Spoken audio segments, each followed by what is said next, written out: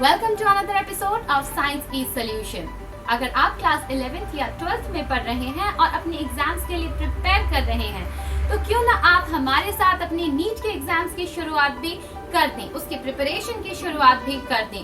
Because जो NEET का syllabus है वो 11th और 12th के सिलेबस से बहुत ज्यादा अलग नहीं है। उसके लिए आपको टॉपिक वाइज या चैप्टर वाइज सबसे पहले अपनी थ्योरी को कवर करना है।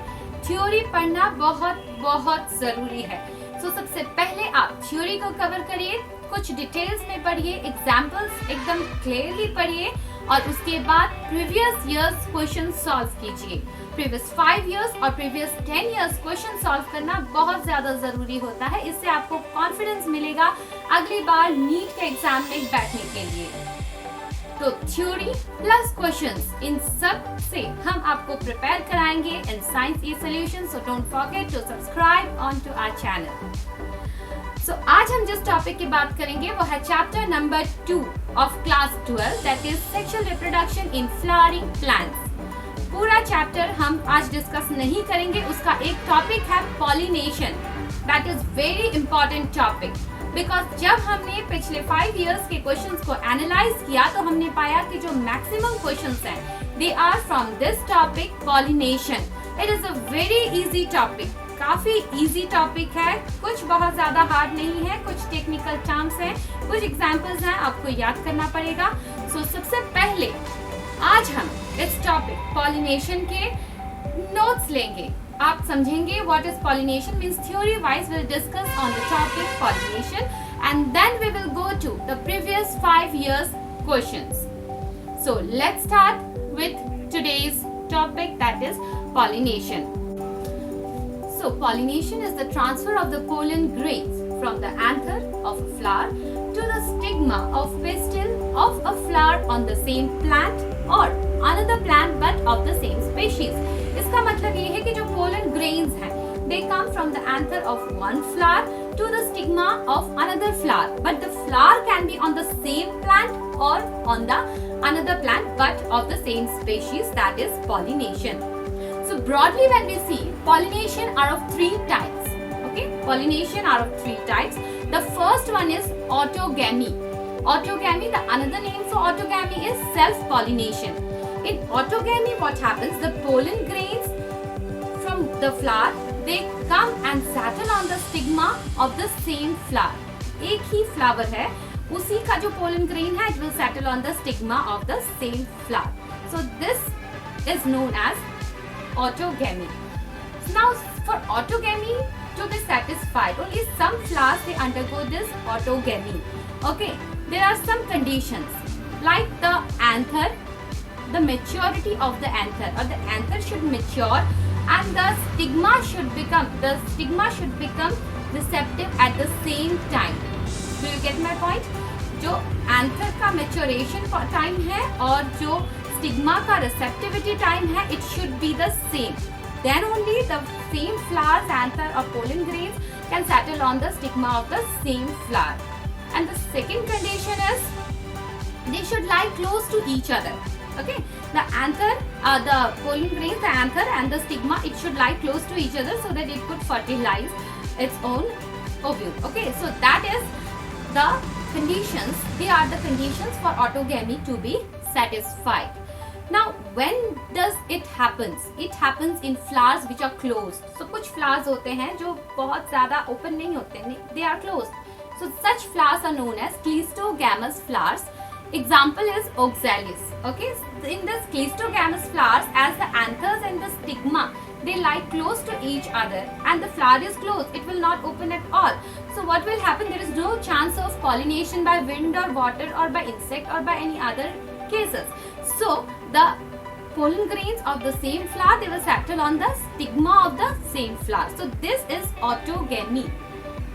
Understood? The first type of pollination is autogamy or self-pollination. The second type is known as geitonogamy. Geitonogamy, the pollen grains of one flower they'll go and settle on the stigma of the another flower but of the same plant. Okay, plant is same but flowers are different. So this is known as geitonogamy. This is second type of pollination. But genetically, if we see autogamy and geitonogamy, they both are same. Because the flower, they have the same genetic makeup. They have same type of gametes. Okay, male gamete, it contains the same genetic makeup. Female gamete contains the same genetic makeup if they belong to the same flower. That is why there is no crossing like. So it is more of the same type. Physically, it may be different. It may require some type of pollination like in geitonogamy.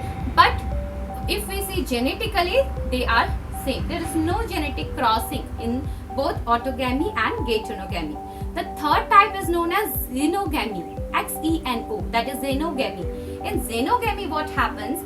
The pollen grains from one flower, they go and settle on the stigma of the another flower. Okay, they'll go in the stigma of the another flower of another plant, but of the same species. Here, genetics, these genes will be crossed. We can expect variance or recombinance in this case because the species is same but the plants are different. Okay, they contain different genetic makeup. This is known as xenogamy. These are the three types of pollination based on the source of pollen grains.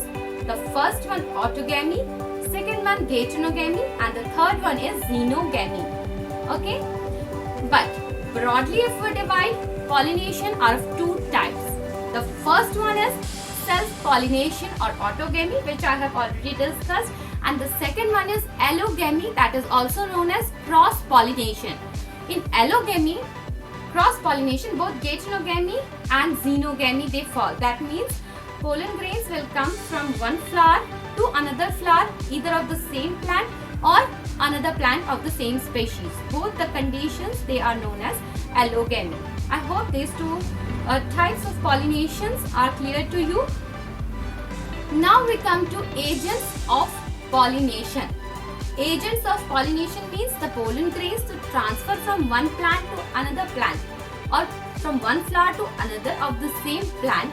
It requires some agents of pollination. It requires some agents like either wind transfers it or water transfers it, or maybe some bees, moths, birds, reptiles, they can transfer these pollen grains from one flower to another flower. So such transferring agents, they are known as agents of pollination. Broadly, pollinating agents, they are of two types, abiotic agents and biotic agents. Abiotic agents are like wind, water. Wind is most common abiotic agent, and biotic agent like insects, birds, reptiles, like that. Now when we come to this type of pollination, again there are another type of pollination based on the pollinating agent. If the pollen grain are transferred via wind, that is also known as anemophily. If by water, that can also be termed as hydrophily. If by some insects, that is called as entomophily. So this is based on the agents of pollination. Okay. Now we'll discuss wind pollinated flowers. So most of the common abiotic agent for pollination is wind, that is anemophily. Okay. Now this wind pollinated flowers, they have some characteristics. Okay, they have some characteristics, means the wind pollinated flowers, the characteristics are their pollen grain should be light. The first point is their pollen grain should be light, non-sticky, so that they can move with the waves of wind. Okay. The second point is their flowers, they should be arranged in inflorescence, so that their pistils and the stigma, it could float in with the waves of wind and can receive those pollen grains. That is the second point. Or the third point is the stamen. It should be open, means it should be open so that the anthers could be dispersed here and there with the help of water wind currents. Okay, these are the three conditions, characteristics for wind pollinated flowers. Now by pollination of water, very less plants, they are pollinated by water. Some bryophytes and pteridophytes, they require water for the male gametes to transfer and also for their fertilization. So for transfer of male gametes, bryophytes and pteridophytes, they require water even though to live on land. Okay. Then the next is water pollinated plants like sea grasses. Means in some water pollinated plants, you see the plants, it lives of the flowers, it is there below the surface of the water. Okay, flower is there below the surface of the water, then pollen grain will be released in water and stigma will receive inside the water. So pollination by water inside the flowers which are inside the water. So this is the example of sea grasses, water pollinated plant. The second one is Vallisneria. In Vallisneria, the flower is there above the surface of the water, but the pollen grains, they are released in water. So whenever the pollen grains are released in water, that is water pollinated plant. But in some plants, you see, like water hyacinth, water lily, the flower, it is above the surface of the water. And also the pollen grains are not released in water. So what will happen to these flowers? These flowers, they get pollinated by either wind or with the help of insects.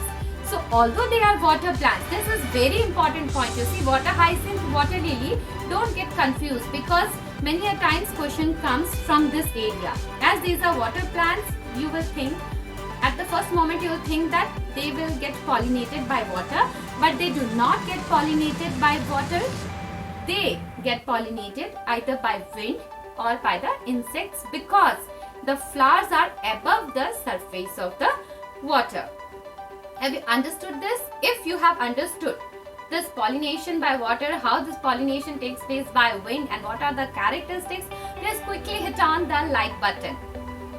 Now our next point is the flowers which are pollinated by water or which are pollinated by wind. They are not colorful. Okay, they are not colorful, they are non-fragrant and they also do not produce nectar because they do not have to attract anything. By abiotic agents, this pollination takes place. But some flowers are pollinated by biotic agents like insects, bees are most common biotic agents. So such flowers, Entomophilous flowers, because pollinated by insects. Okay. Now these insect pollinated flowers, they have some characteristics. They are large. They are very colorful. You have seen many flowers which are very colorful. They have very good fragrance and also they produce much amount of nectar. It is just to attract the insects. So that insects will be attracted by their color, fragrance or by nectar, and also pollen will go in their body, and when they will settle in another flower, the pollen grains will be transferred from one plant to the another of the same species. Okay. So characteristics of insect pollinated flowers are they are large, they are colorful, they are fragrant, they also produce rewards like nectar so that the animal can sustain its visit for the next time also. So this is all about the notes of pollination. You can also write down the important points because it will help you to solve some problems. Now let us see some questions from this aspect, that is this part, pollination of the chapter sexual reproduction in flowering plants from 2016 to 2020 need. So question number 1 from 2016 is pollination in water hyacinth and water lily is brought about by number 1 water, number 2 insects or wind, number 3 birds and number 4 is bats. I have already told as water hyacinth and water lily, they grow above they flower above this water surface of the water. So the pollination is brought about by insects or by wind. Option number 2 is the correct answer. Question number 2 discuss करने से पहले अगर आपको लगे कि ये सारे notes, ये इंफॉर्मेशन, ये क्वेश्चंस किसी के लिए हेल्पफुल है तो आप ये उसके साथ शेयर जरूर करें. Question number 2. In bryophytes and pteridophytes, transport of male gamete requires number 1 water, number 2 wind, number 3 insects or number 4 birds. It is water because in bryophytes and pteridophytes, transport of male gametes requires water. Option number 1 will be the correct answer. Now come to question number 3 from 2017. Attractants and rewards are required for number 1 entomophily, number 2 hydrophily, number 3 cleistogamy or number 4 anemophily. So attract flowers, attract करना और फिर insects को attract करना flowers के द्वारा और rewards like nectar देना, it is one characteristic of entomophily. So option number 1, entomophily is the correct answer. 4. Flowers which have single ovule in the ovary and are packed into inflorescence are usually pollinated by number 1 bee, number 2 wind, number 3 bat or number 4 water. So when flowers are packed into inflorescence, mostly it is pollinated by wind. Option number 2 will be the correct answer. Moving on to question number 5, a dioecious flowering plant prevents both autogamy and geitonogamy, geitonogamy and xenogamy, cleistogamy and xenogamy, and number 4 autogamy and xenogamy. So dioecious flowering plant means the plant which is having flowers, unisexual flowers, either male flowers or female flowers. So they prevent autogamy and geitonogamy. Option number 1 will be the correct answer. To question number 6, winged pollen grains are present in option number 1 mustard, number 2 pinus, number 3 mango or number 4 cycas.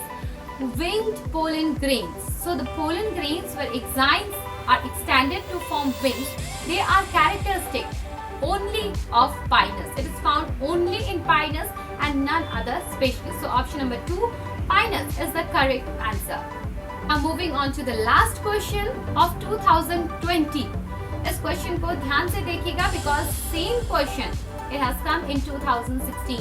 सो इस pollination area से पिछले 5 सालों में 7 questions आ चुका है. इससे आप अंदाजा लगा सकते हैं कि ये कितना इम्पोर्टेंट एरिया है कवर करने के लिए.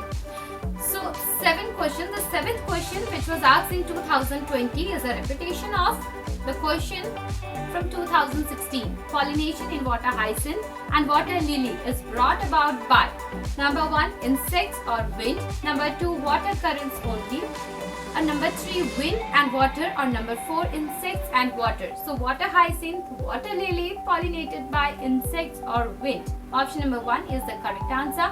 Don't get confused in this answer. Hope आपने अभी के जो 7 क्वेश्चंस हैं पॉलिनेशन टॉपिक के उनको नोट डाउन किया या फिर उनको स्क्रीनशॉट करके रख लिया है. If you want more such explanation on such topics which are important and also important questions, previous year's questions, for more and more practice for your forthcoming NEET exams, please subscribe onto my channel. Thank you.